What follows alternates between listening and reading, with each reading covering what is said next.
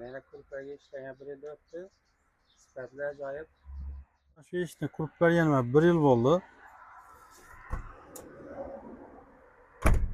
Yopilishlari necha holatda qo'ygan bo'lsak, shu holatda turibdi, o'zgarish yo'q.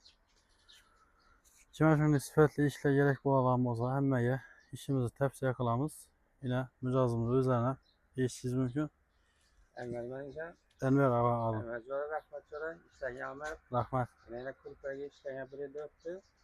Sifatli ajoyib. Rahmat. Tavsiya etasizmi boshqalarga? Hammaga ko'rsatsalar, qo'mitalar, kurpaklarni ishine gap yo'q. Omad jo'ra ishlagan. Rahmat. Salomat bo'ling. Bu ishlar bor. Bu Davron usta, bu Sertaroshda Og'abekda bor. Bütün klientlara tavsiya etib yurdilar. Anvar uzattiring. Yaxshi uzatib beradi. İşine cevap beradi deb hammaga tavsiya qiladilar. İşimizni maqtanish emas. İşimizni yaxshi ko'ramiz. Sifatini javob berib beramiz.